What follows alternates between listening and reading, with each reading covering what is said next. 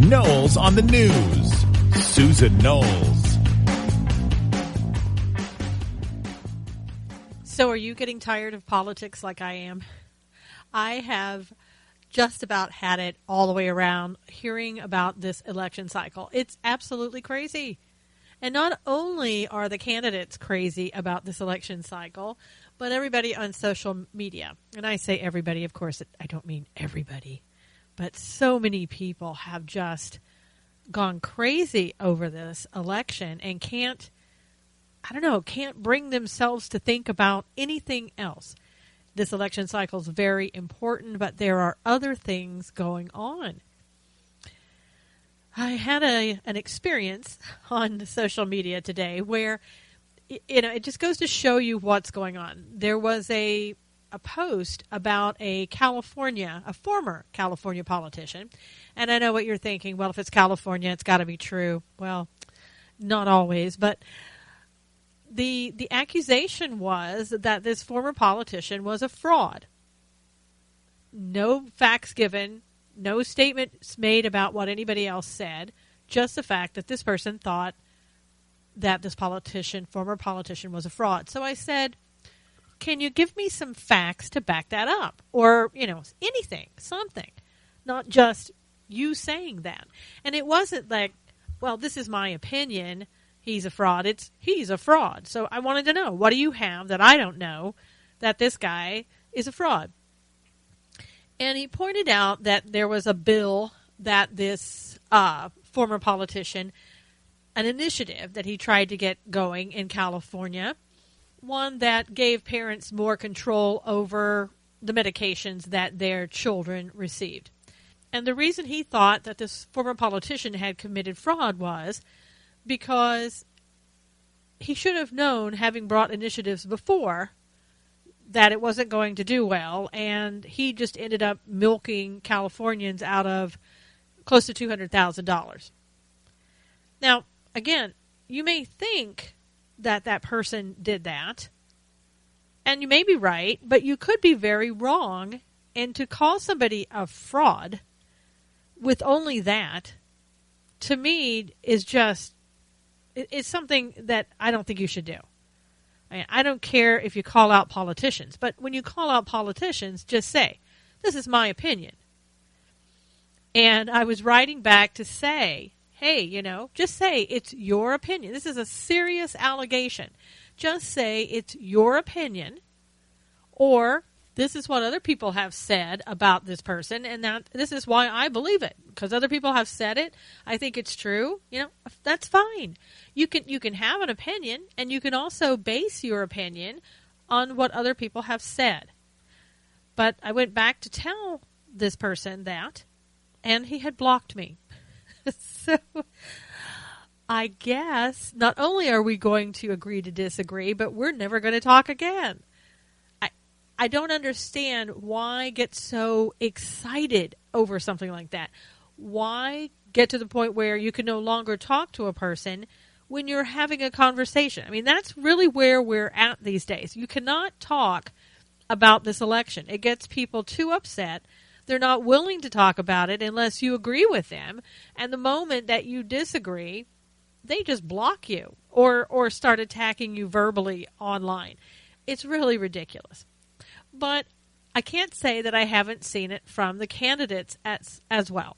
As you probably know, Ted Cruz came out with a statement thinking that Ben Carson was going to perhaps suspend his election process because he had made a statement saying that he was going back home instead of going on to New Hampshire to, I don't know, what did he say, get some new clothes, or I don't know. Whatever it was, it didn't really make sense.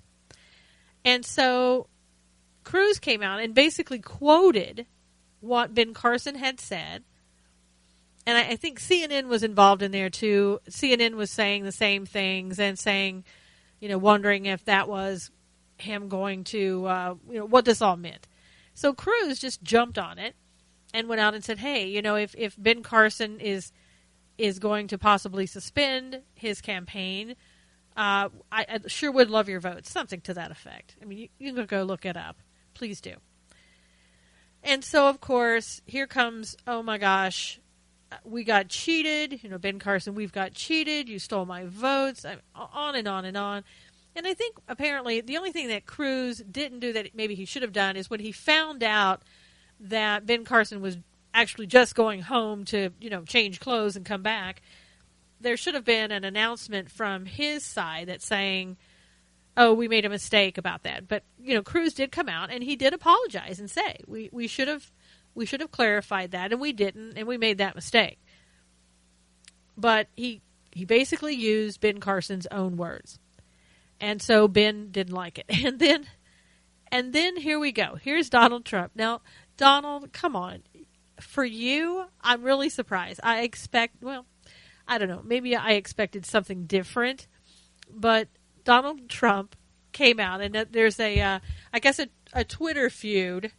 Everything's online in social media these days, but a Twitter feud started up where Donald Trump is basically accusing Cruz of, a fraud. And I doubt this would have even been an issue had Donald Trump won Iowa, okay? We wouldn't even be wasting our times hearing this. But on this article, it says, Donald Trump is calling for a new election or for Ted Cruz's win in Iowa to be nullified, claiming the Texas senator stole votes in the Hawkeye state. Immediately what comes to my mind is Donald's upset that he didn't win, and he's got to come up with an excuse why he didn't win. I could be totally wrong about that, but that's just what I think. And I'm not in favor of one or the other and just saying that because I do or don't like Donald Trump, whatever. I'm telling you what I think my gut feeling is about why he took these steps. And it could also be, maybe he honestly believes it. I don't think so. I think it is something that he's using, hoping that it will be used to his advantage. Because Trump not only came in second, but he almost came in third, which is not good. Now, I don't know why that is. I don't know if Iowa just said, we're tired of hearing your comments, the personal attacks, or Iowa just got really upset because he didn't come to the Iowa debate and they felt that it was disrespectful. Or it could be that Iowans just wanted to vote for somebody else. Who knows? I don't know. But is it worth the time and effort to go do this? I think sometimes what happens with the election process is we all get so tired of the mudslinging. I know I do. And I'm not saying any of these politicians and Donald Trump, who's now a politician, I don't know if any of these people are innocent, really, in what they do. But when you stand back and look at things, you have to go, gosh, is that a calculated move that you really want to make? Is that really going to make you look good and the other person look bad so that it will benefit you? I mean, if that's the way that you think as a politician. What are the efforts here, and what is he hoping to gain out of it? I suppose he's hoping to make it look like Ted Cruz is a fraud. Ted Cruz can't be trusted, because that's what Ted Cruz's campaign is all about. Trust Ted. That's his sign. Trust Ted. And so what do? You attack that area that is the candidate's platform. Now, the article goes on to say, Trump, who came in second to Cruz in Iowa on Monday night, launched into a Twitter tirade on Wednesday morning, less than 1 week before voters in New Hampshire head to the polls. Now, see, again, this he's hoping, I'm sure, will help him in New Hampshire. As he goes in there, he can say, look at what you got here. You got Ted Cruz, and he can't be trusted. He's a liar. And it's interesting, though, after this Twitter tirade, and I'll read you what was said, I went over to Donald Trump's Twitter feed today, and you can't find anything there except things against Marco Rubio. So we've kind of jumped off Ted now onto Marco Rubio. And I'm telling you, it's one tweet after another for Marco Rubio. And again, I guess that's what political candidates do, and it does work for a lot of people, and a lot of people are turned off by it. Okay, so he first accused Cruz of illegally stealing the Iowa caucus, but then deleted and reposted the message minus one word. So it came out, Ted Cruz didn't win Iowa. He illegally stole it. That is why all of the polls were so wrong and why we got more votes than anticipated. Bad! Exclamation point. Ted Cruz didn't win Iowa. He stole it. That is why all of the polls were so wrong and why he got far more votes than anticipated. Bad. So see, the second tweet, he took out the word illegally. Again, it is what I was saying about my experience with the person on social media. It is, I guess, our obligation to watch the words that we choose. Do I always get it right? No, I don't. I try to watch what I'm saying. But when you accuse someone of fraud or doing something illegally, you really need to say allegedly, something like that, or it's my opinion. Because when you make a blanket statement like that, that's a serious thing. Fraud is a criminal and civil offense in a lot of places. So when you say somebody did something illegally, that's a crime. I mean, you really need to be sure about what you're saying. And when you put it out there in public, now I realize these are public figures and it's very hard to bring a lawsuit or anything else like that when you're a public figure. But it's important to know legally and morally that you should do the right thing. Do we all make statements sometimes that say, hey, this is what was said and here you go?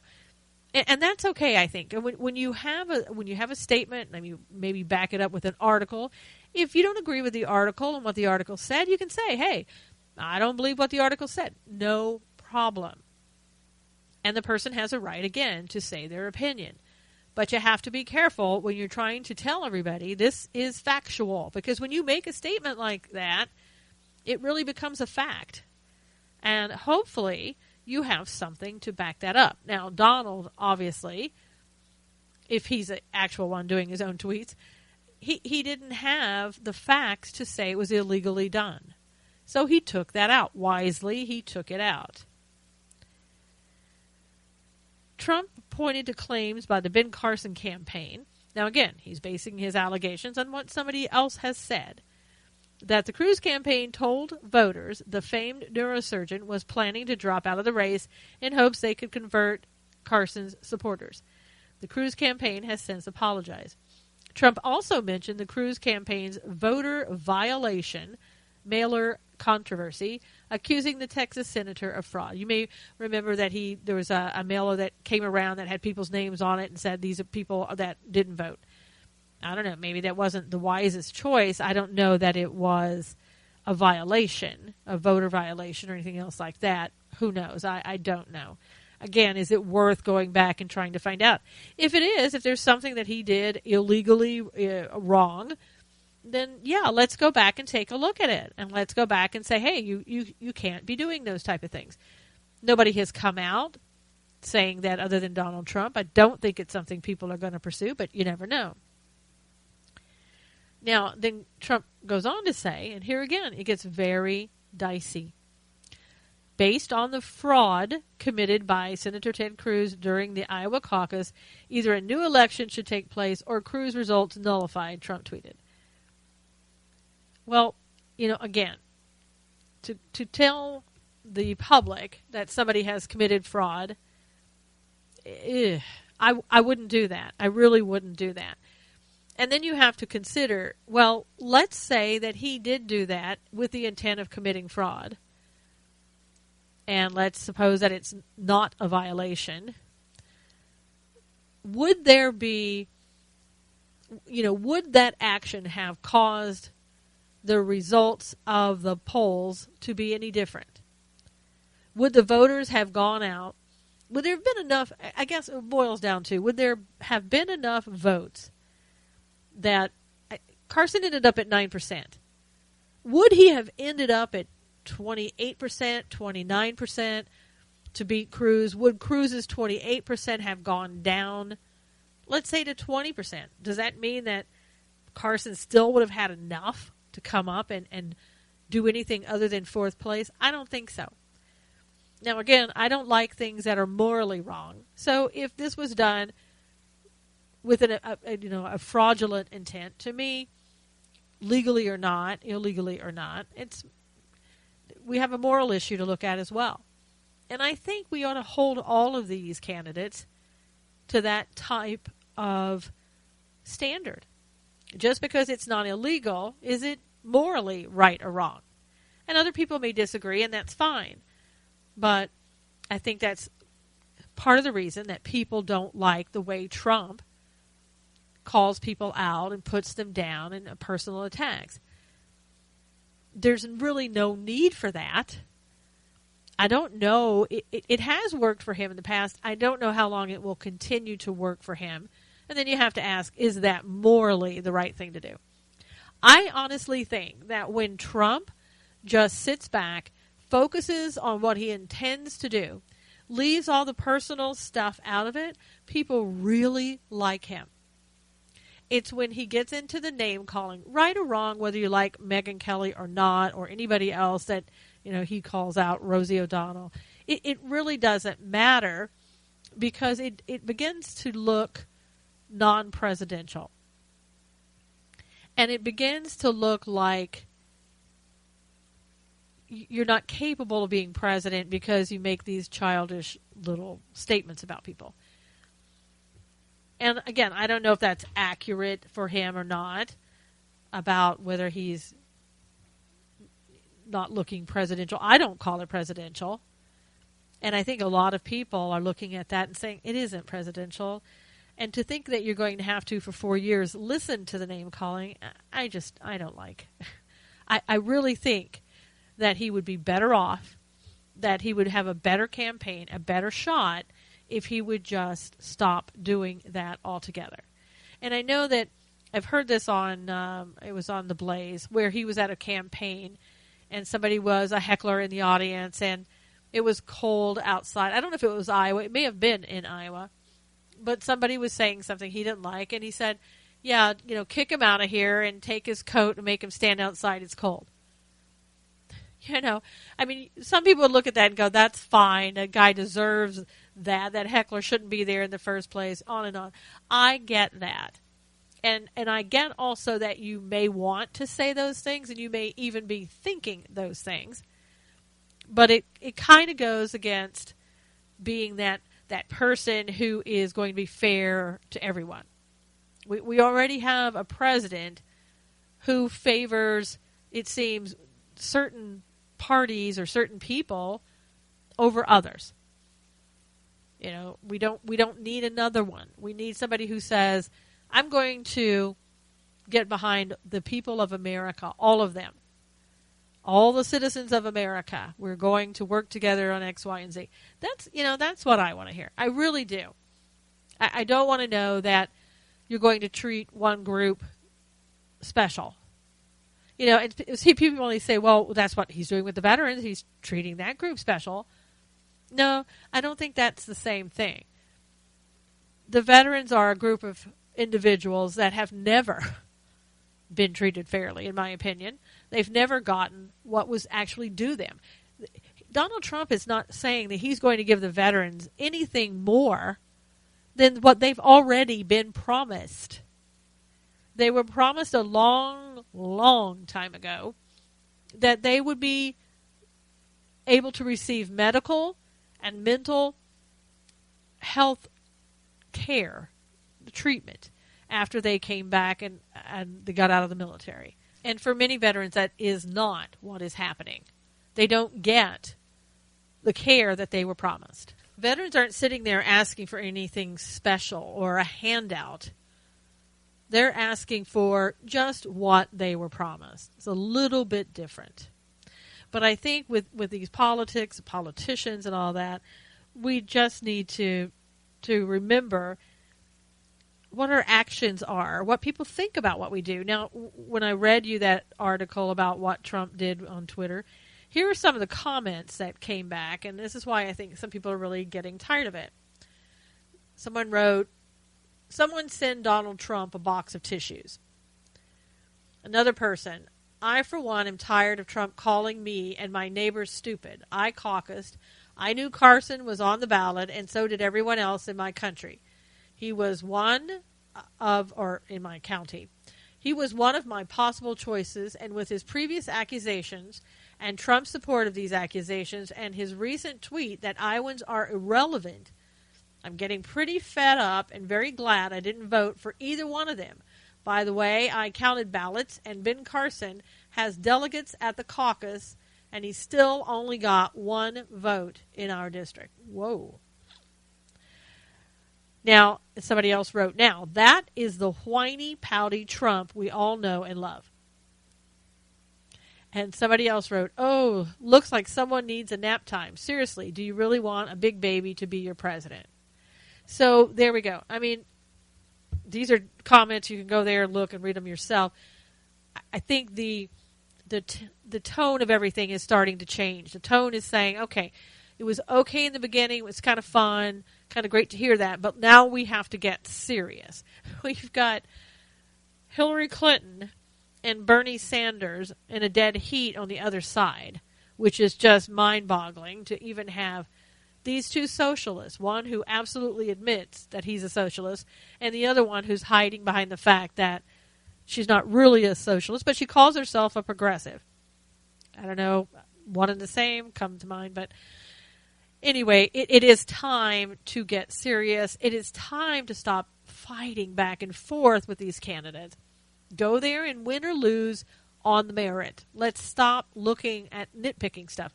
And if you have an actual cause, I mean, if you really do feel that what you're saying needs to be looked into because there's been some type of fraud, something illegal, let's do it. Bring it up, bring it out, bring it on. But let's stop sort of this back and forth. I just want to know, what are you going to do to help America? That's all I want to know. And if you're not going to be able to help America, either one of them, move out of the way. And that's exactly what some of the candidates have done. You know, Huckabee is now out. Rand Paul has suspended his run for the presidency.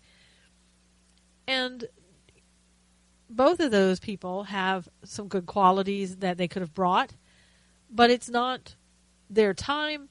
The campaign wasn't run as well as it could have been. Whatever the case may be, they're looking at it and saying, I can't win. I need to get out of the race. Now, Santorum's still in it, as far as I know. He was at, what did he finish, 1% in Iowa? Jeb Bush, he's still in it. He was at, 3, 5, I don't know, somewhere down at the very bottom. I think it was 3.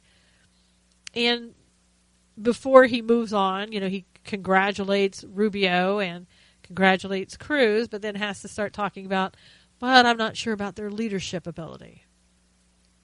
Again, why do we need to have this tit for tat? Especially when Jeb Bush, I don't know, I'm not an odds maker, I get it. I mean, anything could happen. But at this point, how in the world does that happen? But Jeb has moved on to New Hampshire. He's been introduced there by former GOP guy, and he's off and running.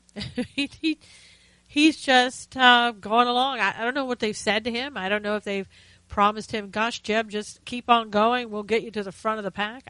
I have no idea. But it seems to me that it's time for everybody else to get out except Cruz, Trump, Rubio, and, okay, possibly Ben Carson. If he thinks he's got a case, let's prove it down there in New Hampshire. But the rest of them, it's time to start looking and say, is it worth it? Carly Fiorina, what was she at 1%, 2%, somewhere around there? Chris Christie, all of these people at the bottom, time to get out. I mean, even O'Malley on the other side decided it was time to get out, and he got out. I mean, he knew with 50% on either side from Clinton and Sanders that he didn't have a chance. And these other people, they're just kind of in the way now because, again, we need to hear from these people what they're going to do. Let's thin the herd down and get to the serious contenders, and let's move on down the road here. But, I mean, we've got how many and there's 2 on the Democrat side, and we've got, it seems like 9, maybe a little bit less now. A couple, got out, but it's ridiculous. I understand they want to win. They want to be president. I get it. But it's not working. The strategy didn't work. Maybe it'll work another time. You can come back again 4 years, 8 years, and maybe it'll work then. Maybe you'll have a position in the cabinet of whoever wins. I don't know. But it's time to start folding it up, moving on. Really, that's the way I feel about it. And then in other news, this will just make your day.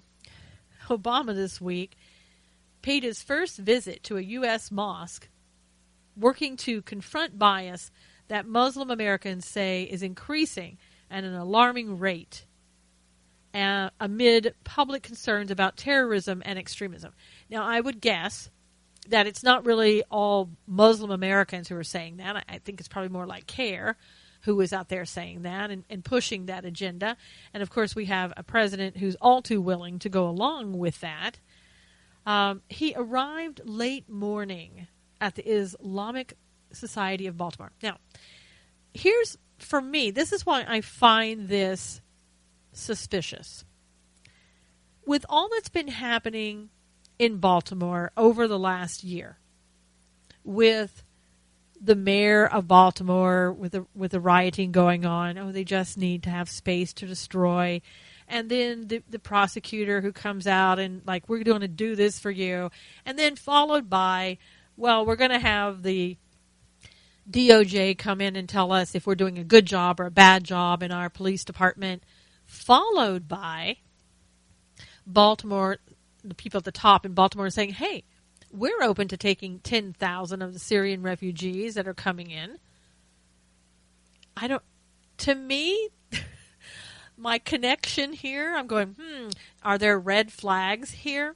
For me, there are, because I always viewed that whole thing with Baltimore saying, yes, we're willing to take 10,000 Syrian refugees that you haven't even properly vetted, as we've been told, into the fold in Baltimore. Come on in.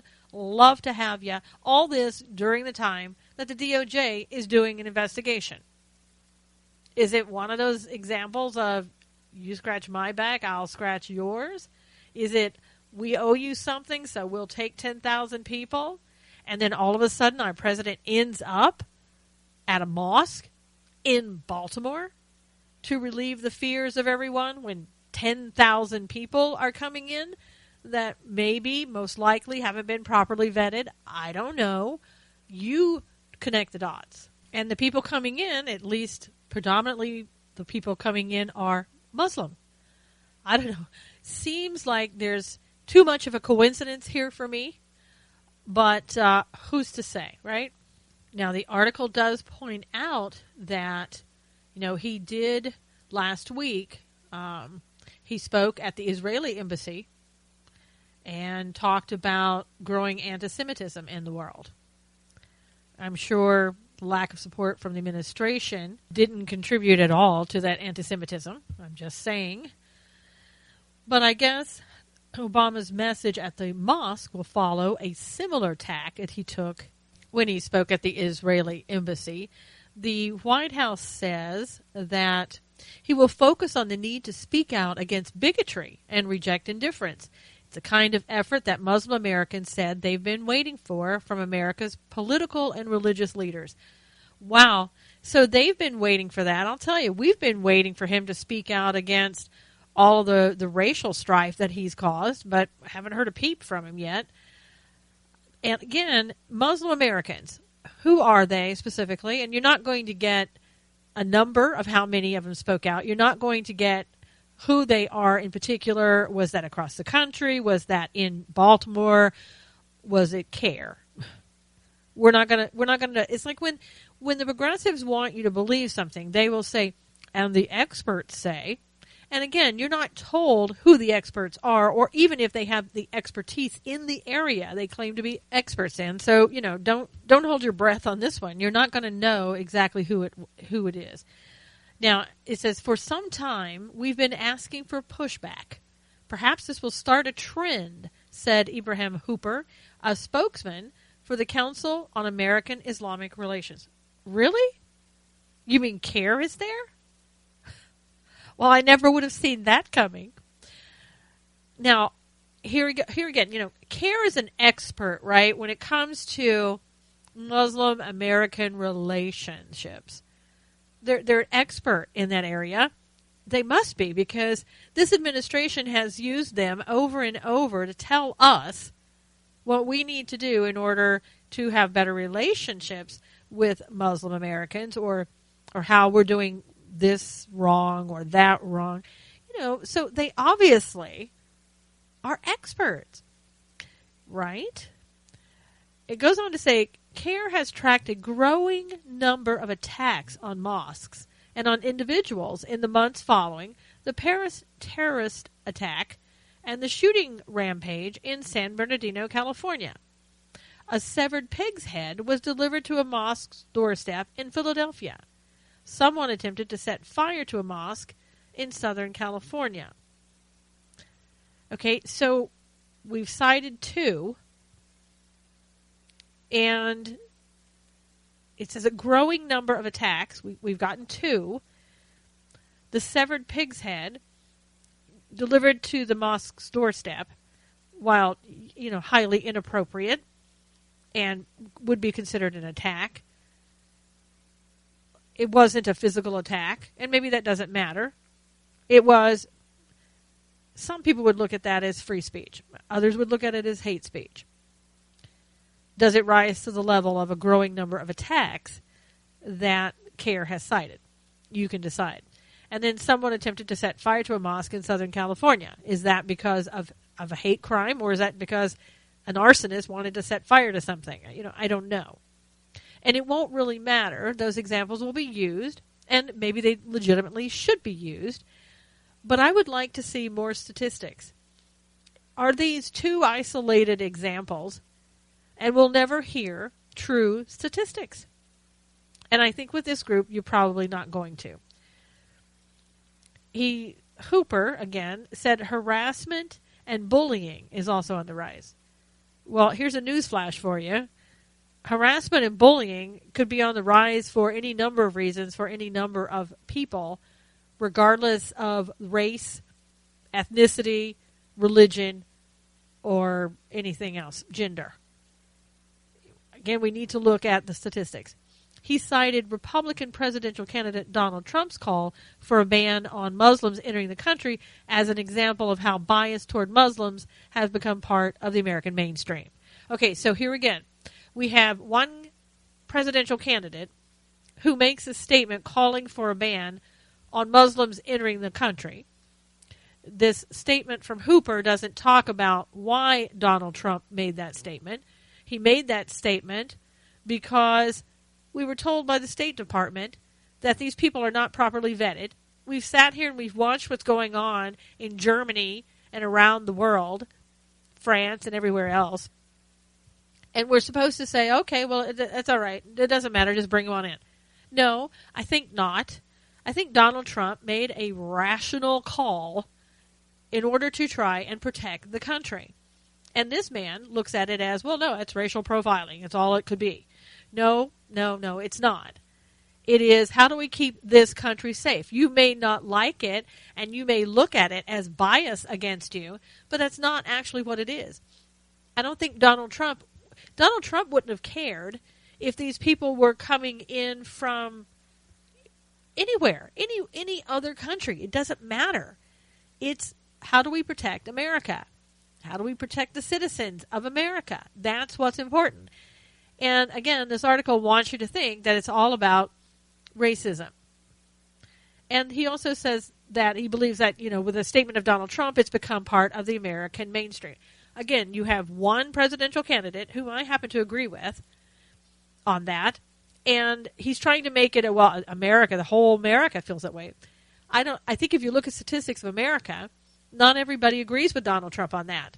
It may be pretty split. I don't know if it's one side or not, but we won't know, because this man is he's just pulling statements out of the air and hoping that you will believe it, that you will be gullible enough to think, oh, wow, Donald Trump and America, they just hate Muslims, when it isn't true. And you know that. We all know that. And then Hooper goes on to say, I don't think there's ever been this level of fear and apprehension in the Muslim American community. Well, let me just tell you something, Mr. Hooper. I don't think there's been this level of fear and apprehension in America.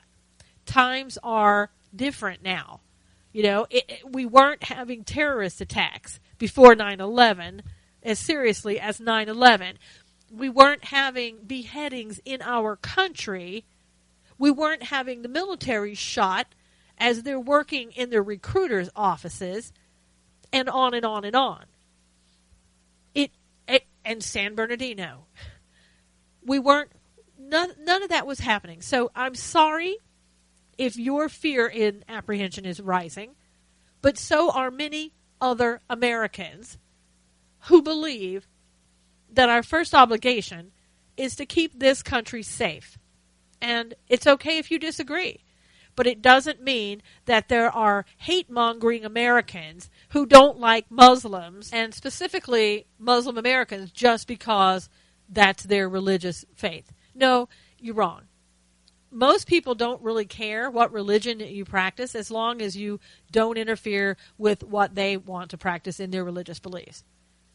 It wouldn't bother them at all, any of this wouldn't, if things weren't happening to reasonably make them anxious. And that's just the way it is. It's not racial profiling. It's not harassment. It's not bullying. It's just that people are concerned, and they want to make sure that when people come into this country, that they are properly vetted. I really don't think that people are going to the mosques and trying to bother you, or going to your communities and trying to bother you and tell you, get out. I mean, if you're an American, you're here. You're an American. And that's it. Nobody went to the person in San Bernardino who told him to get out. In fact, no, Mr. Hooper, they gave him a baby shower because he was their friend, they thought. So get off your high horse when you think that things are going on in this country and that people in America don't have right to have concerns. They do. Now, if you can show that there are more statistics than what you've shown here, 2 examples, go ahead, bring them out. And then people on the other side can show you how many terrorist attacks we've had in America and elsewhere, and why there's a bit of doubt in our minds about bringing people into the country before they've been properly vetted. And I'm so sick and tired of people thinking and saying, oh, America just doesn't like immigrants. That is absolutely untrue, and you know that. This country was built on immigrant blood, sweat, and tears. Legal immigrant blood, sweat, and tears. And you may not like that. Yeah. Again, if you're here as a Muslim American, you're an American. And if you're not harming anybody, nobody should harm you. You should be able to live your life, and everybody here in America should be able to live their lives as they see fit, as long as it's morally and legally correct. And morally, if they don't want to be moral, they don't have to be. Legally, they have to be. But let's not pull statistics out of the air. And it really bothers me that we have our president who has to make a trip down to the mosque.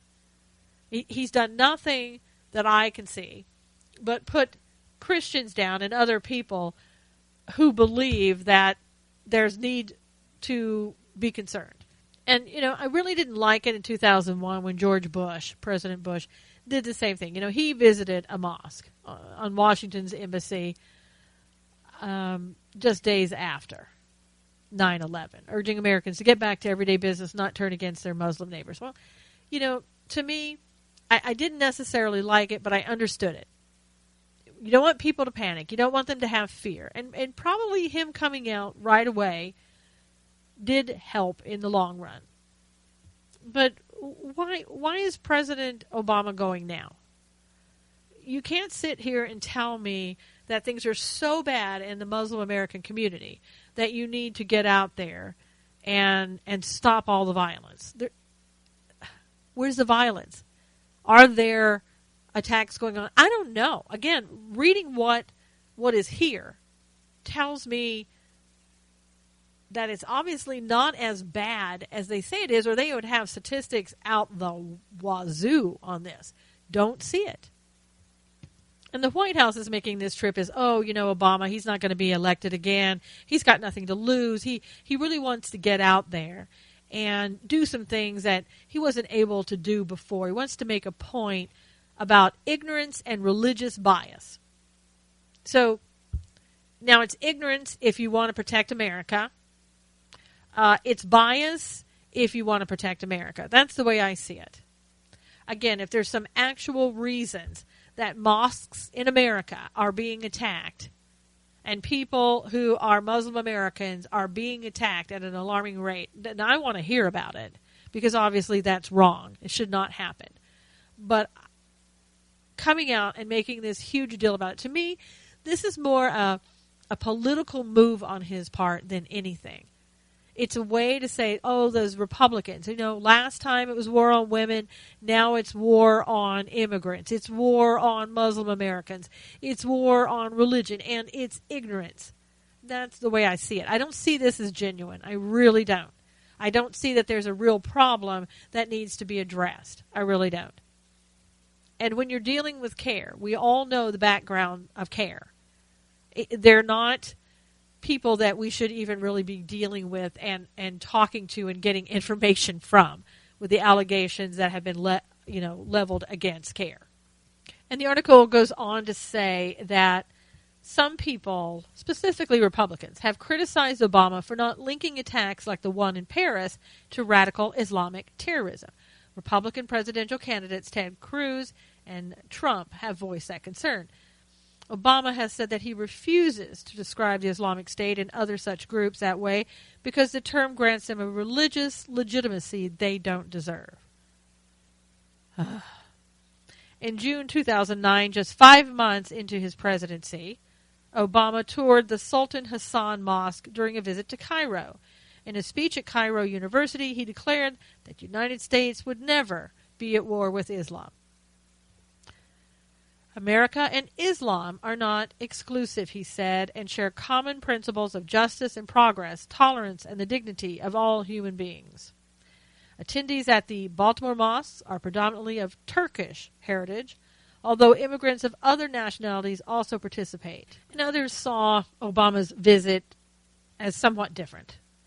WND.com had an article out that said President Obama ignored evidence from law enforcement warning him that the Baltimore mosque he planned to visit, as a gesture of religious tolerance, has a long history of ties to terrorism, according to the Investigative Project on Terrorism. They have also made outrageous anti-Israel statements, according to this article. And they were told by FBI sources that Obama was presented the evidence against the Islamic Society of Baltimore.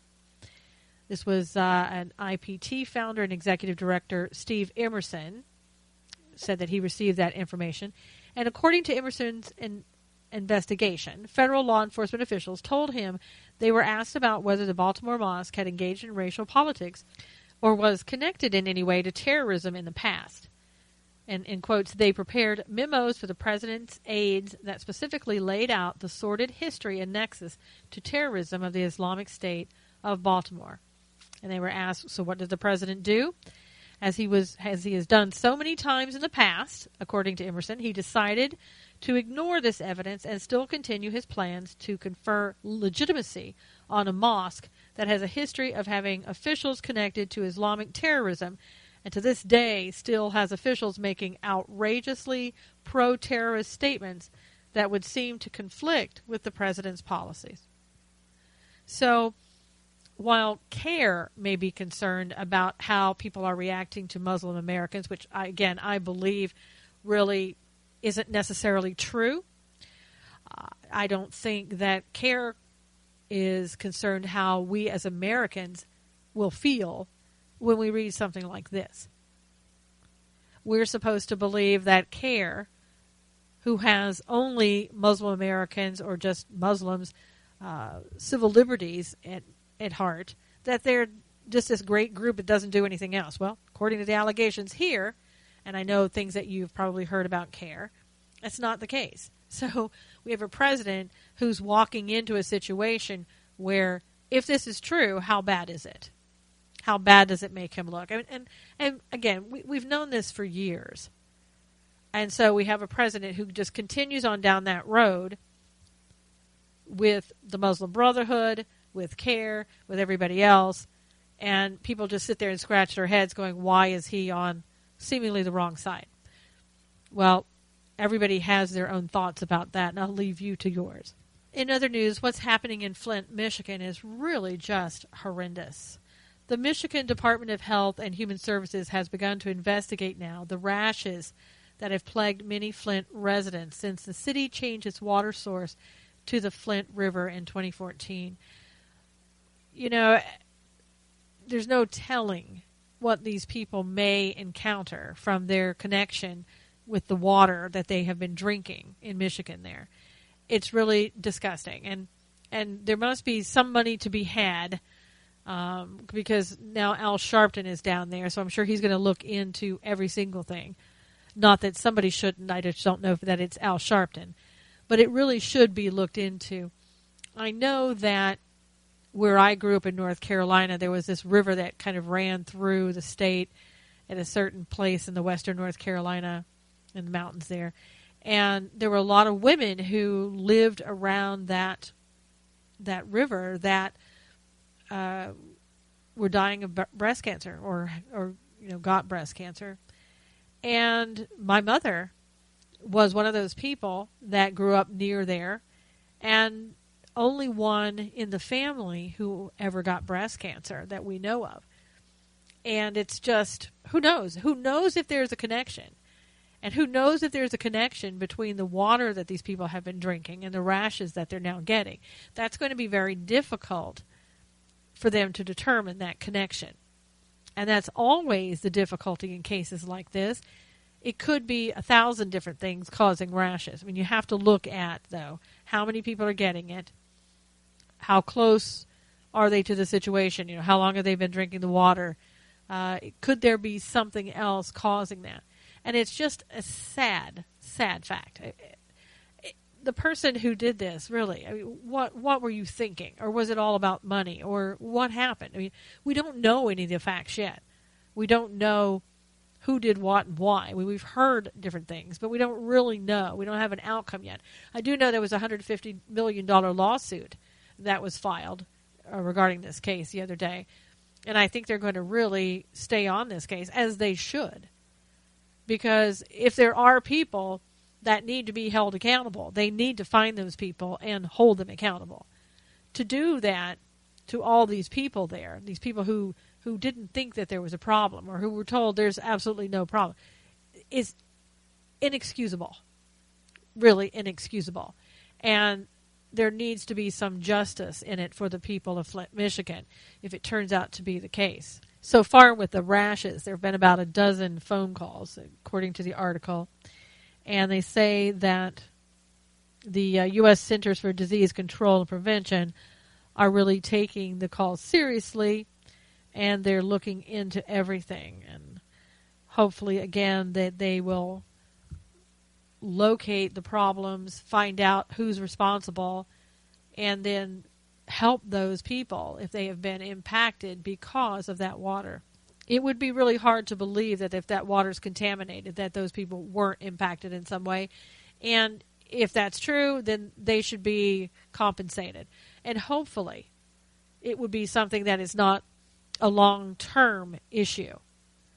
But when you have something like drinking water that people use on a daily basis, they bathe in on a daily basis, it's hard to think that there wouldn't be long-term consequences for some people. And so now turning to the ridiculous, there's always a story that you can find that you just sit there and go, really? Am I reading that correctly? After all that's happening in the world, this now I'm reading about?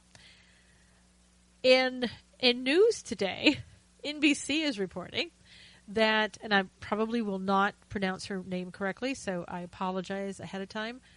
Saima Ahmad, a British law student.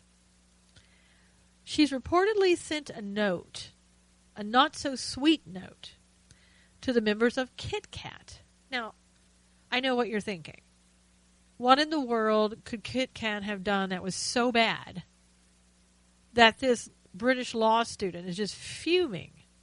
Okay, so my mind first goes to, okay, gotta be there was something in the candy. Maybe there was a metal part, something that fell off of a machine. Something gross. You know, we always see these stories with dead insects or hairs, God forbid, or some type of gross thing. You're thinking, okay, so she's found that and she's complaining. Good for her, she should. But then when you read on, the horrible thing that Kit Kat did, you know what they did? And that has caused her not only to be mad, but fuming. And fuming to the point where she writes them. What they did was, they didn't put wafers in her pack of chocolate treats. I mean, can you believe it? Hey, is that not worse than finding little insects, metal pieces, or other, God forbid, hairs and things like that in your candy? Now I ask you. This 20-year-old law student is so upset by the fact that she didn't get wafers in her Kit Kat bar. Because obviously Kit Kat did that against her, not anybody else. It was, I'm sure, they said, keep those bars right there, wait for Miss Ahmad to come in, and then sell them to her. We want her to have a Kit Kat without the wafers in them. We're doing this intentionally. It's not like we make mistakes in the factory. We don't. We just want to tick somebody off today. We want them to fume. So here's what Miss Ahmad, who is learning from law school, right, what she should do. If somebody does something to you, causes damage to you in some way, then you should contact them. Tell them this is what you want, meet my demands, or probably the next step is to bring a lawsuit, something. It'd be interesting to find out what her damages would be. Let's see. What would be the damage of not having wafers in your Kit Kat? Any physical problems that would cause you? No. Can't think of any. Any emotional issues? Well, not having a wafer in my chocolate might be heartbreaking for some, but I really don't think there's an emotional issue there. So that's not going to work. And what about a long-term impact? No, I don't think so. Because I'm just going to go back to the store and say, you know what? These Kit Kats don't have wafers in them. Can you give me a new pack of Kit Kats? Or I want my money back. How about that? So what will her damages be? Well, monetarily, if you're just looking straight at that, her damages are the cost of the Kit Kat. Wow. And you know what? You don't have to be a rocket scientist to figure that one out. I'm just telling you. Common sense, and I know, again, we don't have common sense a lot of times anymore because it's just frowned upon these days, but common sense would tell you the only damages you're going to get is what you paid for the Kit Kats. Good try. Sorry, sweetie. Good try. But, I'm sure you're doing as well in law school as you're doing here. But she didn't want to let it go. She didn't want her money back. Nope. She says, and this is a demand now, she's demanding a lifetime supply of Kit Kats from Nestle. And she's threatening to sue the company if she doesn't get it, according to the British news outlets. And here's what she wrote in the letter. The failure to take due care in the manufacturing process resulted in a product being defective. As a result, I feel as though I have been misled to part with my money and purchase a product that is clearly different from what has been marketed by Nestle. The second year, wow, she's made it to second year. The second-year law student at King's College London went on to demand a full refund of the defective pack and a lifetime supply of Kit Kats so she could act as a means of quality control. She wrote, "It appears you need me more than I need you." Wow. Such a travesty for this young lady. I hope she can somehow pull her way through it, get to the other side, and be somewhat normal again in this world because of the failure of Nestle not to put wafers in her Kit Kat. And not even intentionally. You know, like I said a while ago that they said, oh, well, let's just do that just for her. I was joking, of course, but it was a defect. Somehow, something along the assembly line got messed up. It wasn't even intentional. What do you think about that? And according to some others who came out in support of Miss Ahmad, you know, they had something to say on Twitter. They said, you know what? Same horrible, horrible thing has happened to us. We found some Kit Kats without wafers in them. So, you know what? Maybe she's got a class action suit here.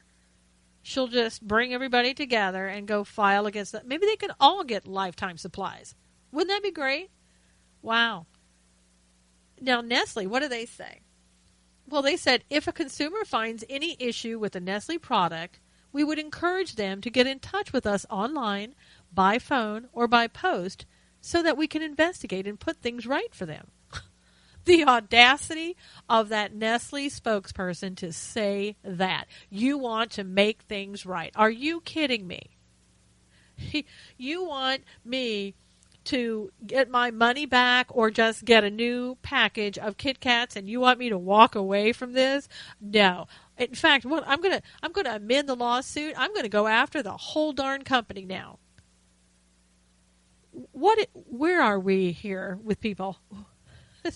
Why was this ever done? How did we get to the level of a lawsuit against a company for leaving out something in a candy bar unintentionally that caused no damages other than the money that somebody is required to get back in return for a product that isn't what they thought they were buying? Wow. You know, I was in law school. They never taught us this. I mean, I'm really upset. I could have had, I don't know, I could have gone after a lot of companies, filed lawsuits. I could have a whole kitchen filled with Kit Kats if only I had known. And I blame my law school for not teaching me those things. Sometimes, you know, you do have to just kind of laugh a little sometimes, because if you don't, the world just gets so absurd that you're like, man, there's no coming back from this. What do we do? I don't know where people get their ideas.